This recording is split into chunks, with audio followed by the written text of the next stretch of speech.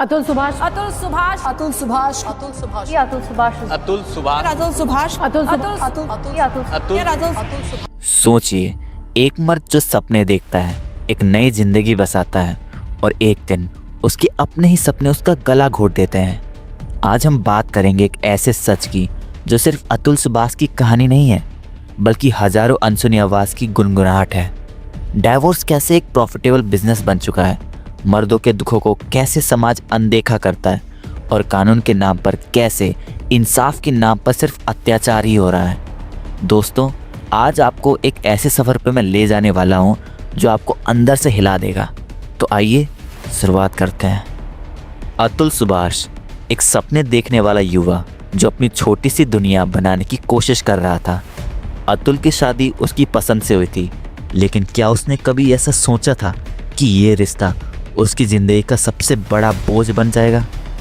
अतुल की पत्नी ने उस पर दहेज प्रथा के तहत 498A का इल्ज़ाम लगाया था। सेक्शन 498A जो महिलाओं को घर के अत्याचारों से सुरक्षा देने के लिए बनाया गया था, आज एक हथियार बन चुका है। अतुल ने बार बार सफाई दी, लेकिन कानून के सामने उसकी एक भी नहीं सुनी गई।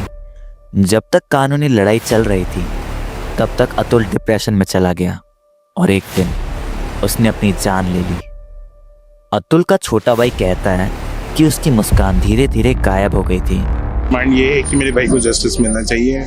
मुझे और कोई सिस्टम से ये अपेक्षा है कि मेन के ये भी कोई कानून आए जो मेरे परिवार और दोस्त कहते हैं कि कानूनी दबाव और समाज की उंगलियों ने अतुल को ऐसा करने पर मजबूर कर दिया। दोस्तों, क्या आप जानते हैं कि इंडिया में डिवोर्स कैसे प्रॉफिटेबल बिजनेस बन गया है? सेक्शन 498A और डोमेस्टिक वायलेंस एक्ट जो असल में महिलाओं की सुरक्षा के लिए बनाए गए थे, उनका मिसयूज बहुत ही आम बात हो गई है। फॉल्स एलिगेशन लगाकर मर्दों को फाइनेंशियल और मेंटल टॉर्चर का शिकार बनाया जा रहा है। अब मुंबई के एक IT इंजीनियर का केस ही ले लीजिए। उस पर फॉल्स एलिगेशन लगाया गया और उसका पूरा करियर बर्बाद हो गया। जब सच सामने आया, तब तक वो फाइनेंशियली और मेंटली टूट चुका था। हमारे समाज में मर्द को कहा जाता है कि वो मजबूत बने, आंसुओं को छुपाए और कभी अपने दुख को बाहर न लाए, लेकिन इसका नतीजा क्या होता है?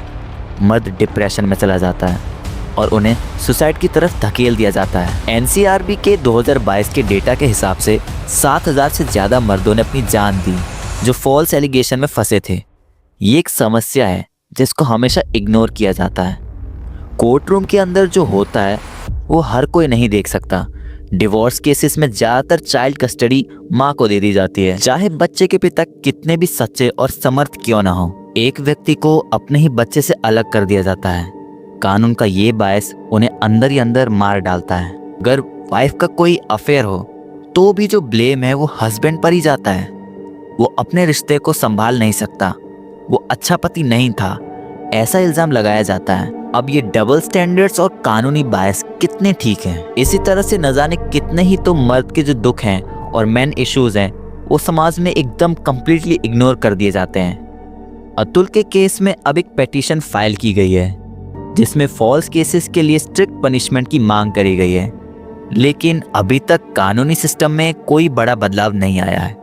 अतुल के परिवार को कंपनसेशन तो दे दिया गया है, लेकिन क्या वो कंपनसेशन अतुल की जिंदगी और सपनों के बराबर हो सकता है? तो हमने ये बात तो कर ली कि कैसे समाज में मेंस इश्यूज को कंप्लीटली इग्नोर किया जाता है और कैसे इन लॉज का गलत उपयोग किया जाता है। तो अब इसके रिफॉर्म्स के बारे में बात कर लेते हैं जिससे कि मिसयूज को कम किया जा सके। तो सबसे पहला है फॉल्स एलिगेशन। तो अगर किसी व्यक्ति पर गलत आरोप लगाए जाते हैं और ये साबित हो जाता है तो झूठे आरोप लगाने वाले व्यक्ति के खिलाफ सख्त से सख्त कार्रवाई की जानी चाहिए। इससे फॉल्स केसेस की संख्या में काफ़ी गिरावट आएगी। दूसरा है gender neutral laws. Domestic violence और 498A के तहत जैसे जो कानून है जेंडर न्यूट्रल बनाने चाहिए ताकि मर्दों को भी कानूनी सुरक्षा मिल सके। तीसरा है चाइल्ड कस्टडी में फेयरनेस। चाइल्ड कस्टडी के मामलों में सिर्फ माँ को प्राथमिकता न दी जाए, दोनों माता पिता की परिस्थिति और बच्चों के हित को ध्यान में रखकर फैसला लिया जाए। चौथा है mental health support for main. मर्दों को अपनी भावनाएं व्यक्त करने और मानसिक स्वास्थ्य पर काम करने के लिए प्रेरित किया जाना चाहिए। उनके लिए स्पेशल काउंसलिंग सेंटर्स बनाए जाने चाहिए। पांचवा है अकाउंटेबिलिटी ऑफ लॉयर्स।